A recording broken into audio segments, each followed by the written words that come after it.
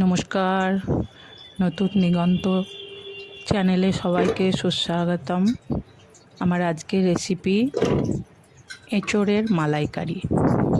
এই মালাইকারিটা শুনলেই কেমন যেন চিংড়ি মাছের কথা মনে পড়ে যায়, কিন্তু এখানে এঁচোড়ের মালাইকারিও খুব সুস্বাদু হয়। আমি এঁচোড়টাকে নুন হলুদ দিয়ে সেদ্ধ করে নেব। হাই ফ্লেমে একটা সিটি দেব, যাতে এঁচোড়টা খুব বেশি সেদ্ধ না হয়ে যায়। 50% মতো যেন সেদ্ধ হয়, একটু শক্ত ভাবটা যেন এঁচোড়ের মধ্যে অবশ্যই থাকে। এই জন্য আমি হাই ফ্লেমে একটা সিটি দেব কুকারে।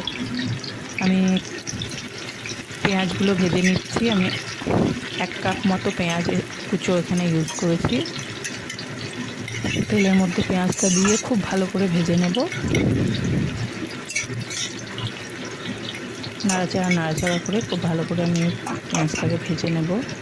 তারপর আমি পেঁয়াজ, আদা, রসুন আর কাঁচা লঙ্কার একটা পেস্ট বানিয়েছি মিক্সিতে, সেই পেস্টটা আমি এখানে দিয়ে দেব।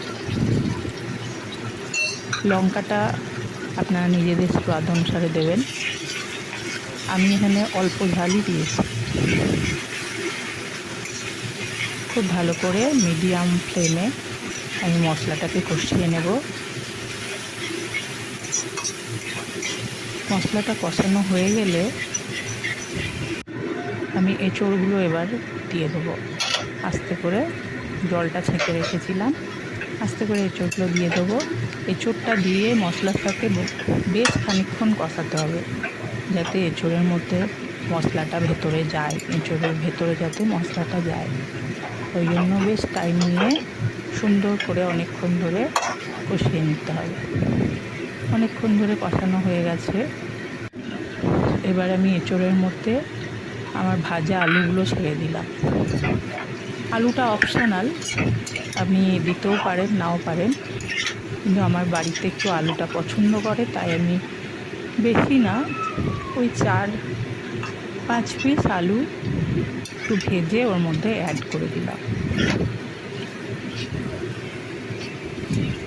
আমি নারকেলের দুধ 1 কাপ বাড়িতেই আমি বানিয়েছি, ওই নারকেলের দুধটাই দিয়ে দিলাম। বাড়িতে বানিয়েছি বলার অর্থ, নারকেলের দুধের যে পাউডার, কোকোনাট মিল্ক পাউডারও মার্কেটে অ্যাভেলেবেল আছে। ওই জন্যই আমি এই ধরনের মেনশন করলাম যে আমি বাড়িতেই নারকেলটা কুড়ে দুধটা বানিয়ে নিয়েছি। দুধটা দেওয়ার পর বেশ খানিকক্ষণ ফুটবে। নারকেলের দুধটা দেওয়ার পর ওই জন্য শুধু দুধটা দিয়ে ফোটালে আমার একটু গ্রেভিটা কম হয়ে যাচ্ছে, ওই জন্য আমি একটুখানি জল ওতে অ্যাড করব। আর বড় 2 চামচ ঘি আমি মিশিয়ে দিলাম। ঘিটা পুরো তরকারিটার মধ্যে নেড়ে দিতে হবে, যাতে ঘিয়ের গন্ধটা ছড়িয়ে পড়ে পুরো তরকারির মধ্যে। আর লাস্টে একটু জল আমি অ্যাড করলাম। জলটা দিয়ে এবার ফুটে উঠবে। ফুটে উঠলেই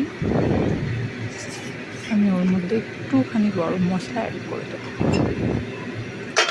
গরম মশলাটাও স্বাদ অনুসারেই দেবেন, খুব বেশি গরম মশলা দেওয়াটা স্বাদ বেশি তো হবেই না, বরং স্বাদটা আরও খারাপ হয়ে যাবে।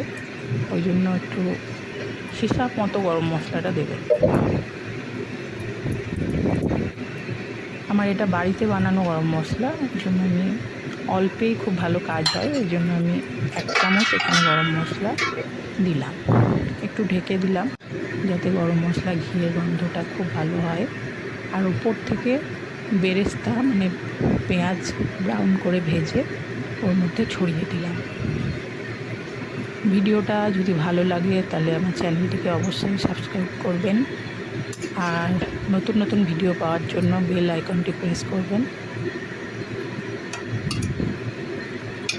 এঁচোড়ের এই মালাইকারি খুব ইউনিক রেসিপি, আমার নিজস্ব রেসিপি। যদি ভালো লাগে অবশ্যই বাড়িতে বানাবেন। আর কেমন হলো আমাকে অবশ্যই জানাবেন কমেন্টের মাধ্যমে। আবার কোনো নতুন ভিডিও নিয়ে আবার চলে আসব। আজকের মতো এই ভিডিওর থেকে বিদায় নিচ্ছি। ততদিন সুস্থ থাকুন, ভালো থাকুন, হেলদি খান, সুস্থ থাকুন, ভালো থাকুন। নমস্কার, থ্যাংক ইউ।